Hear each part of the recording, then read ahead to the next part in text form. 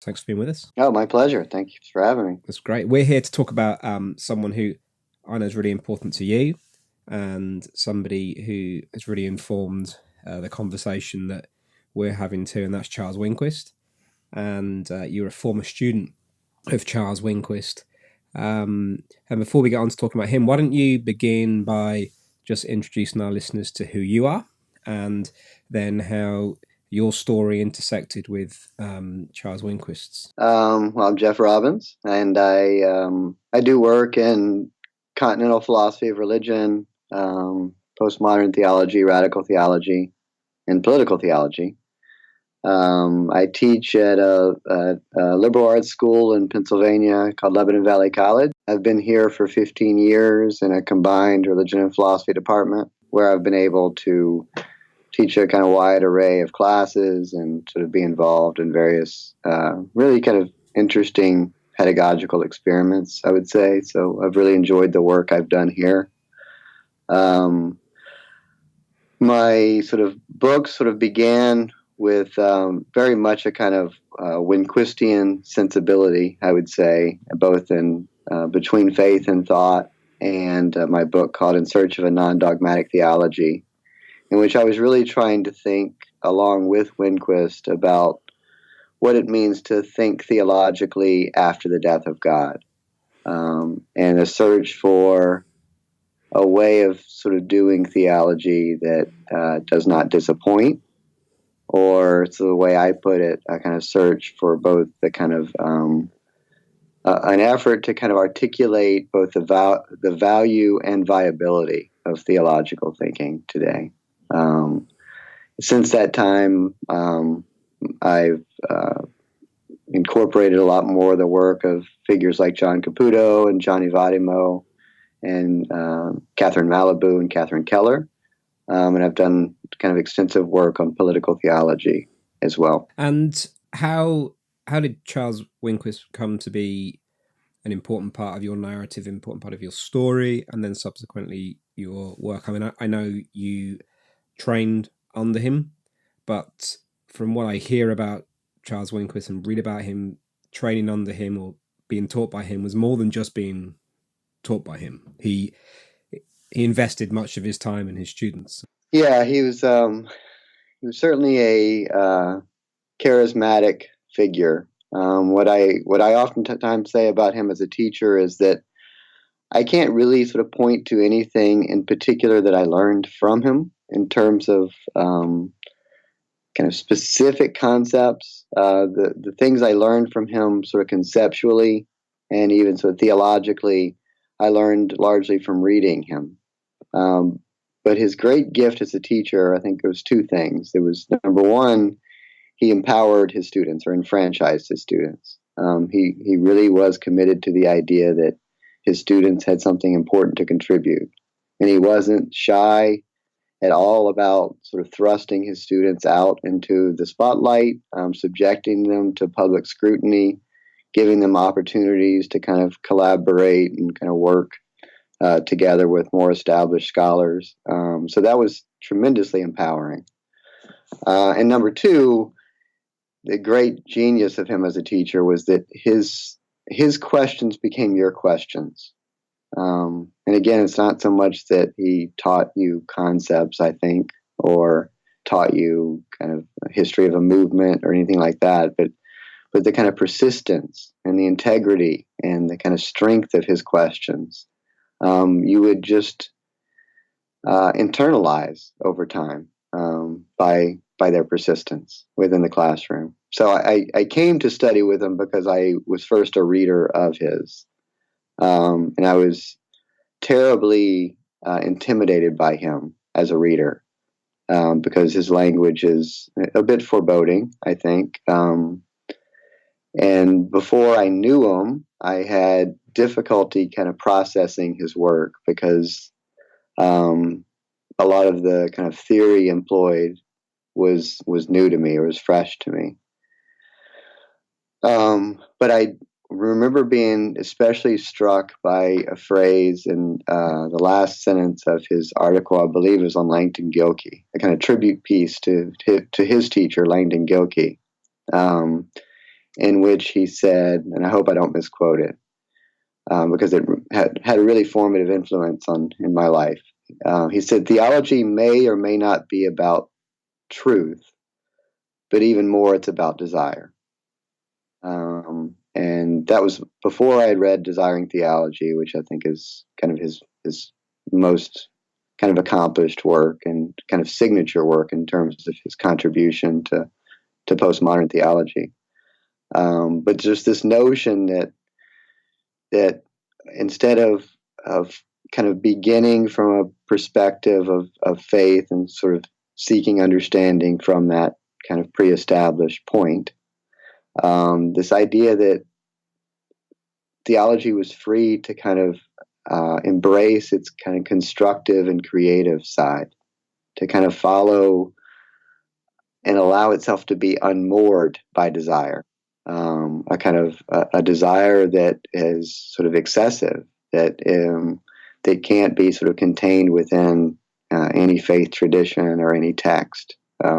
So I was kind of intrigued by that. I was puzzled by it, and I wanted to know more. And then once I went to Syracuse University to study with him, and that's where I met him for the first time after I was already enrolled as a PhD student, almost immediately upon meeting him and having extensive conversation with him, all of a sudden, when I went back to the text that before I found so intimidating and foreboding, there was a kind of crystal clear clarity to them, because now I heard his voice in the text in a way in which I didn't before knowing him. And I can't say that I've had that experience with any other scholar or thinker, in which actually sort of hearing the voice within the text all of a sudden sort of illuminates the meaning of the text in a way in which before it was kind of impossible. You've already mentioned this phrase, death of God. Death of God theology, or thinking after the death of God or through the death of God. And that might be a phrase that some of our listeners aren't familiar with. So it might be interesting for you just to unpack that a little bit, just to give us a bit of framework in which the work of Winquist sits, and tell us why his voice is so important in that discourse and why it should be heard, maybe even afresh today. Yeah, I mean, I think it's relatively easy to kind of situate Winquist within a recognizable genealogy.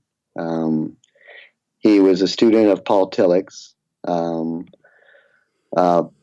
Another student of Paul Tillich's and colleague of Paul Tillich's was Tom Altizer, who was probably the most well-known of the radical death of God theologians.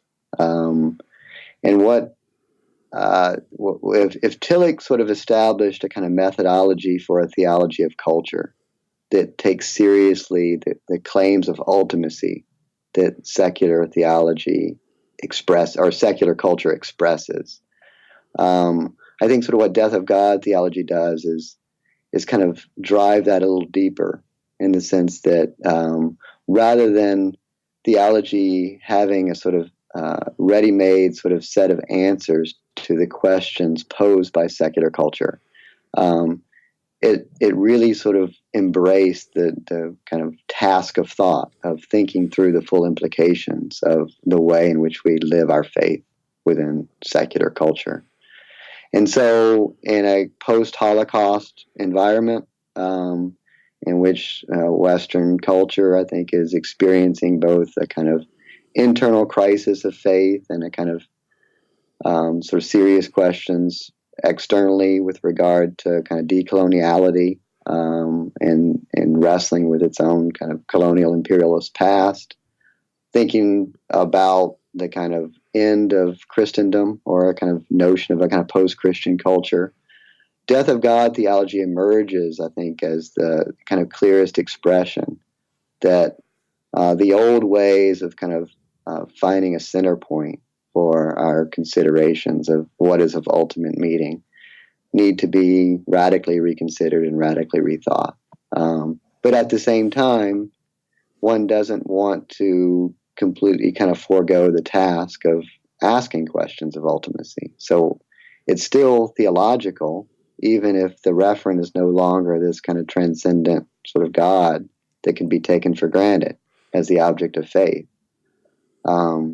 So I think there's a kind of Tillichian element to that. Sort of Altizer and others will kind of expand this to talk in terms of the kind of crisis within the Godhead itself. The idea that sort of God's self experiences a kind of death, and this is a moment that happens in history which is of kind of ontological and epistemological and cultural significance that you can't turn back from, and that is the kind of secret or obscured truth of the Christian gospel. So Altizer will talk about the kind of gospel of Christian atheism.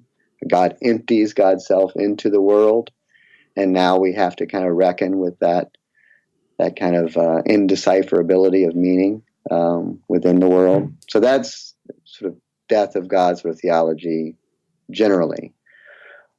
Death of God theology was at its high point of popularity within the 60s, largely as a kind of American cultural movement within academic circles. There was a famous Time magazine cover, I think in 1966, stark black cover with just the text, "Is God Dead?" on it, which at the time was the best-selling issue, I think still was the best-selling issue in the history of Time magazine. So it sort of made inroads within mainstream culture as well. But then it was largely regarded as a flash in the pan, even though it kind of there was considerable excitement and interest in it for a while. It never really developed into a kind of ecclesiology or a politics of its own. And so it remained strictly a kind of academic discourse and became increasingly kind of self-referential, I would say. So in the 80s, whenever kind of postmodern deconstructive thought was first being kind of brought into kind of religious scholarship and contemporary theology, it was Karl Raschke and Mark Taylor, among others, who really made the link between death of God theology and deconstructive theory. And both Raschke and Taylor wrote that deconstruction is the hermeneutic of the death of God. And so the idea, and this was shared by Winquist as well, is that finally, with sort of postmodern deconstruction or post-structuralism, we had found the language to communicate the kind of generalizable kind of spirit and truths that was being expressed within radical death of God theology. That this provided kind of methodology and a kind of way of kind of doing theology differently that was long sought. And so Winquist very much was a part of that first generation of thinkers who's trying to kind of translate and incorporate death of God theology within kind of post-structuralist and deconstructive discourse. And so I think that's where he needs to be situated as a thinker.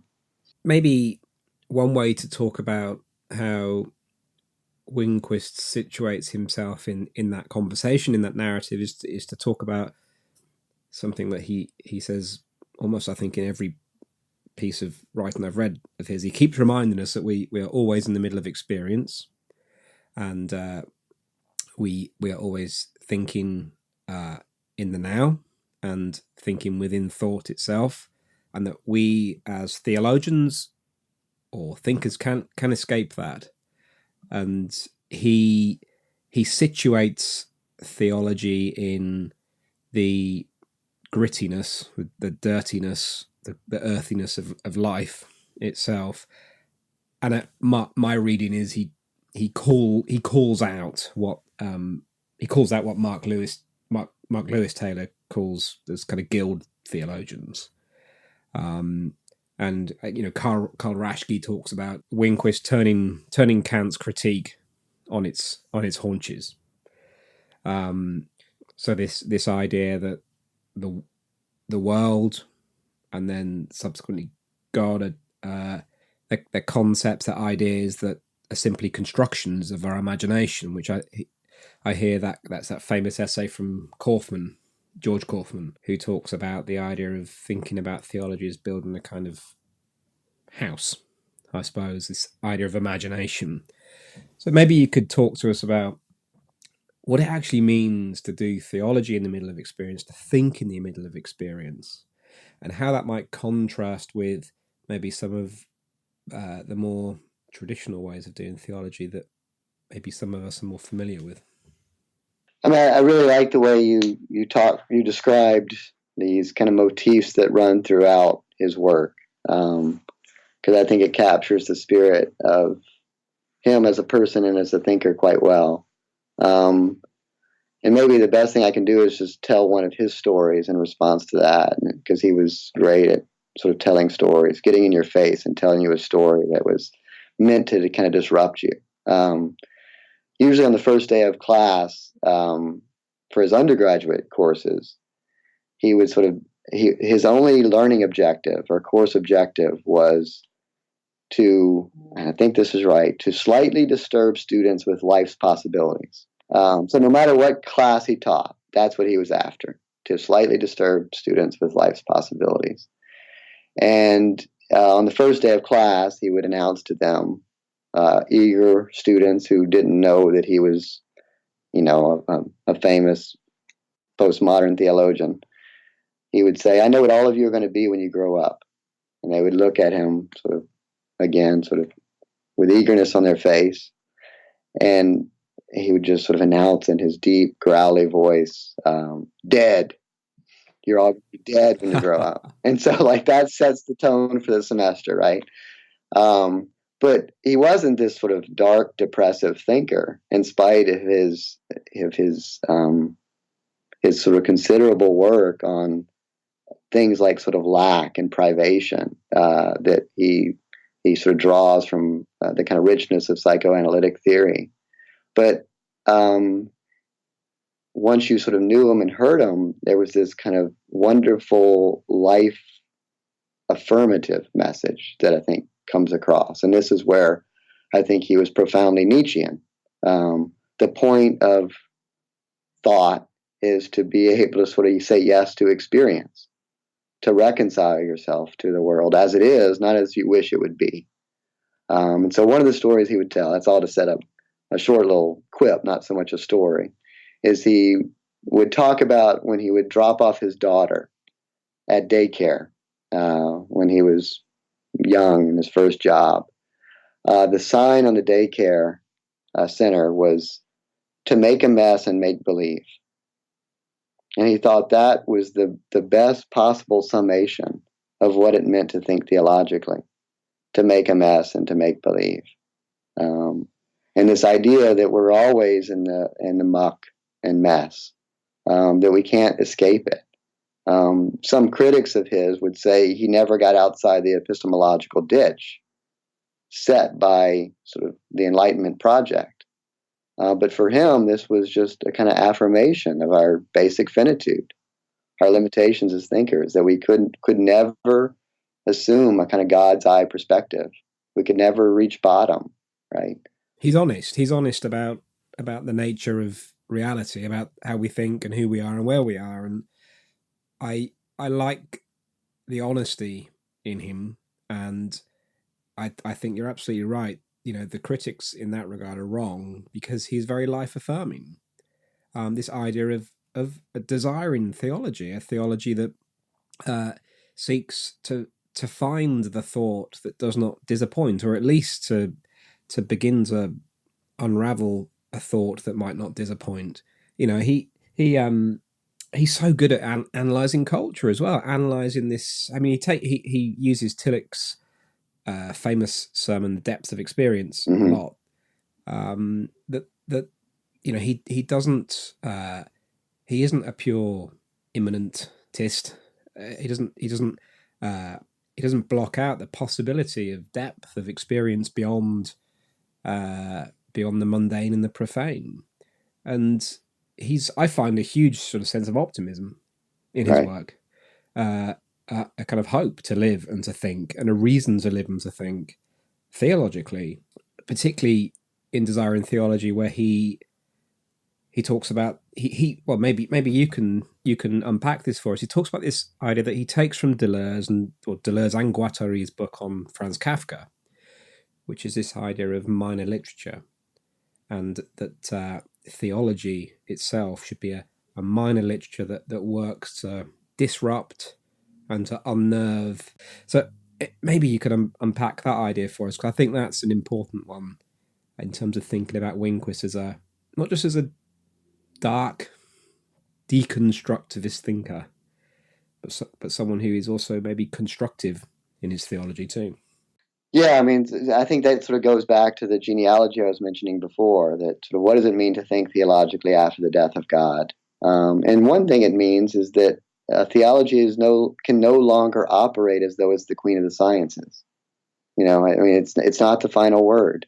It doesn't sort of speak from some mountaintop. It sort of can't claim any kind of final authority, because its authority is always already contested, right? So if it can't assume that position of speaking absolute truth or having its authority sort of accepted by fiat, then what is sort of the voice of the theologian? And that's where sort of this insight from Deleuze and Guattari is so important to him. For him, theological thinking is always and necessarily parasitic. It sort of feeds off of other discourses. And in this way, the kind of importance of Tillich's theology of culture is an important component of it. That the kind of questions that arise to the surface, or that are situated within the muck and messiness of life, are questions that theology, or even sort of more generally religion, doesn't have a final answer for. But somehow the work of theology, by kind of raising questions of ultimacy, or considering sort of the depth dimension of culture, this by itself has a kind of disruptive influence on thinking. It kind of opens things up. It raises the stakes. Another name to throw in here, I don't mean to sort of bombard your listeners with a bunch of names or figures, and she's very important in his thinking as well, is Julia Kristeva. And he frequently spoke of this idea of God as the kind of quintessential protodoxic modality. That when you sort of use the term God, it sort of adjusts the way by which you kind of read a text or consider a thought. If nothing else, because it raises the stakes. And so this word God, even if it isn't thought to have a direct referent in some kind of transcendent realm, just the very word God does work. And it does really important work that even if we no longer sort of share a kind of a basic sort of religious worldview in which we can assume a perspective of faith, we need to sort of hold on to that. It's still relevant. It's still valuable. It's still viable. There's a quote that I love from Desiring Theology in the chapter "Theology is a Minor Literature." I want to just stay with this idea as theology as this minor literature situated within a major discourse. And the quote is, "A minor literature is made of texts that are unsafe, and they're a contagion that makes all texts unsafe.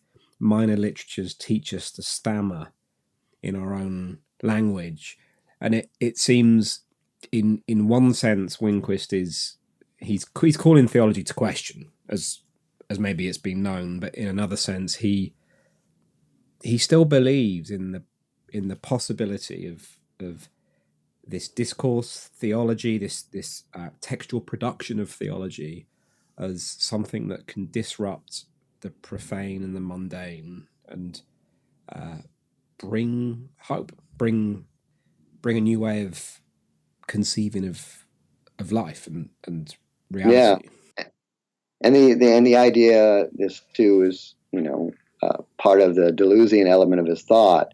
This operates along a plane of immanence, right? I mean, So you said he's not sort of strictly an immanent sort of thinker, in the sense that he's still holding out hope. There's still a kind of depth dimension to his thinking, and I think all of that is true, even if he sort of, in the title of one of his books, "Surface of the Deep." I mean, this is the immanent surface of the deep. And so I think that what I mean to sort of suggest by this is that kind of disruptive, subversive element that you are rightly identifying to his way of doing theology. This isn't because of some inbreaking of transcendence. This notion of the vertical line of transcendence that from up on high. It doesn't rely on any kind of form of supernaturalism or even any notion of kind of revelation. But instead, it's in the kind of ordinary experiences that we're able to kind of recognize as having a kind of extraordinary quality, right? So he's sort of reduced the kind of vertical transcendence to a kind of horizontal transcendence along the plane of immanence, and a kind of almost like a Deleuzian fold. Yeah. There is an outside, but the outside it's part of a fold, so it's on the plane of immanence. And in that way, I think he's both. I think he's profoundly Deleuzian, and I think in this way, Winquist is different from figures like Mark C. Taylor and Carl Raschke and John Caputo, who are much more sort of Derridian in their orientation than Deleuzian. But there's also a Derridian element to Winquist as well, in the sense that every other is wholly other. Sort of this idea that one experiences radical alterity in the ordinariness of everyday life. And I think that's a really powerful claim. And this is one of the things I love about Winquist. He's got Lacan, he's got David Tracy, he's got Kant, he's Deleuze, he's got Tillich, he's got Gilkey. He's all of these different voices that are coming through. And do you think his work, particularly with this idea of his theological concepts worked out on a plane of immanence, if you like, is the logical working out of being a student of Tillich and continuing to work in a sort of death of God postmodern theology stream? Tillich seems to open the door. Yeah. I was trying to suggest that by kind of that genealogy, that sort of this, in some ways, kind of Tillich sort of sets an agenda unwittingly of subjecting theology to an element of risk, in which he could not foresee the kind of full implications of that. And so there was always this kind of, to his method of correlation, there was always the kind of return to the kind of the answers that sort of faith provides or theology provides. But I think sort of what sort of death of God theology does, what Winquist does, is to show that sort of once the floodgates are open, once you subject sort of theology to that kind of demand along sort of the surface of secular culture, then one doesn't know the answers in advance of asking the question. And there's no more influential figure in 20th century thought, I think, than Martin Heidegger. And Martin Heidegger had such a limiting view of what theology consisted of, in which, at times he called it a closed circle, a square circle, right? I mean, Christian philosophy is an oxymoron. Theology does not think, because it's an ontic science, right? That it's a self-explication of faith that knows the answers before it asks the questions. But I think what's so interesting about this genealogy that we're talking about, that Winquist embodies so perfectly, is that here's a way of doing theology that meets all the demands for thought articulated by Heidegger. And not only did Heidegger not sort of foresee that coming, but neither did Tillich. And there's this, Tillich's the one who talks about the kind of authentic faith needing to pass through not just the crucible of doubt, but relevant sort of modern faith having to pass through the crucible of the death of God. But once then the death of God gets thematized as a kind of starting point for doing theology, he kind of recoils from that. So it's interesting the way in which you have these kind of openings, but then at the same time, an effort to kind of protect people from the full implications of their thought. But there was no protection offered by Winquist. There's hope, to be sure, and there's desire. But sort of desire is unruly. One doesn't know always where it's going to lead. I'm interested in this idea of hope in Winquist, or this idea of the possibility of thinking theologically. So maybe a good thing to talk about to help us again understand that idea of Winquist as honest and hopeful is this idea of an epistemology of darkness. And there's that lovely little quote by John Dominic Crossan at the beginning of that chapter in that book, which is, "We do not mourn that we see through a glass darkly. We now rejoice in the dark loveliness of the glass," which seems to capture something of what we've been talking about. I mean, originally, like that sort of notion of the epistemological ditch, Winquist, a point of reference for Winquist was always Kant.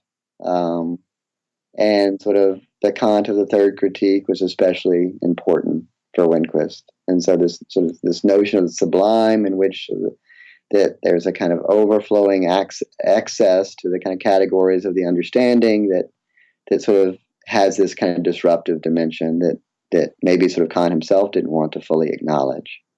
And so this book, Epiphanies of Darkness, was originally entitled Epistemology of Darkness. And that's the title he wanted for it. But it's kind of interesting that it was Tom Altizer who read an early draft of the book and said, when you talk about epistemology, you're talking about epiphany. And so he did this sort of thought experiment and sort of in his continual kind of revision and completion of the book, in which he substituted the word epistemology for epiphany. And all of a sudden, this religious dimension of what he was working through became sort of increasingly apparent to him in the project of completing it. And I think that there's that kind of notion of a kind of, I don't know, hopefulness, this notion that in our struggle to kind of know what it is we know and to encounter the limits of our knowledge, we can have one of two postures, it seems to me, that Winquist tells us. Well, one posture would be to kind of to bemoan this, to mourn the kind of loss of certainty. The other is to embrace it as the kind of lived reality, as the kind of actuality of historical existence. And so the epiphany is to be able to say yes to life as it is lived and as it is known, as opposed to sort of wishing for it to be something other than what it is. He writes in that chapter that the task at hand is to replicate the familiar world of daily life in the shadow world of the imagination. The world we already know can then be known in the dark. We thereby teach ourselves to think in the dark so that we can live in the middle. This strange exercise is a taking hold of life. It is a valuation of where and who we are. It is a conjunction of thinking and feeling. If the feeling function is understood as a differentiation of value, the whole process is a work within a semantics of meaning and is a function of consciousness. This idea of knowing in the dark and teaching ourselves to think in the dark so that we can live in the middle is, at one sense, frighteningly Nietzschean, staring into the abyss, but also at the same time wonderfully Tillekian, I suppose, in regards of maybe this idea of God as not just the ground of being, but the abyss of being, the abyss of meaning, the site where meaning may become meaningless, but also reappear as new meaning, new hope, new possibilities. This idea of helping us think in the dark seems to me to be a way of thinking about how we might use and think with Winquist in our age now. Maybe we can talk about what you think it means to think with Winquist in our age now, to think in the dark. Right. with Winquist to learn to think in the Yeah, middle? I mean, I have a kind of quick and easy answer to that question. I don't know if that will satisfy you, but the quick and easy answer is that sort of theology is first and foremost interrogative. It's a way of asking questions, and I think that sort of goes against so much of what we think of as theology, and in some circles, the bad name that theology has. If sort of if sort of theology is essentially a kind of ecclesiastical practice in which we kind of reaffirm and rearticulate what it is that we already know or what it is we already believe, then sort of there's sort of nothing new and different within that. And that sounds more dismissive than I mean it to sound. But if theology is essentially about sort of asking questions, then there is this element of not just the unknown, but the unknowability of that which is of ultimate significance. And so that kind of shadow of darkness, of unknowability, of undecidability, I think for him is the necessary starting point. And I think in Desiring Theology makes the point about how epistemological undecidability is the precondition for ethical decidability. So there's sort of this notion that it's not, this purely kind of negative enterprise, but it's a kind of recognition of the demands placed on us as sort of subjects sort of living in the middle of experience without access to ultimate or absolute or final truths. And they're demands that to use that phrase, guild theology, again, they're demands that sometimes just either get answered too quickly or get ignored or get brushed under the carpet in the name of certainty.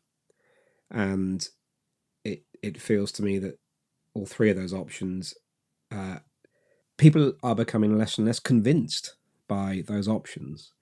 And the opportunity to think honestly about where we are and who we are and how we think is refreshing. But how would you articulate what you've just articulated to me, maybe to a young freshman coming into college, or as we would call them, sort of a first-year undergraduate coming into college, maybe a little wet behind the ears, having come from a church background, and you can imagine this kind of stuff being a little scary. How would you bring someone into this conversation who's maybe in that position? Right. That's a very challenging question.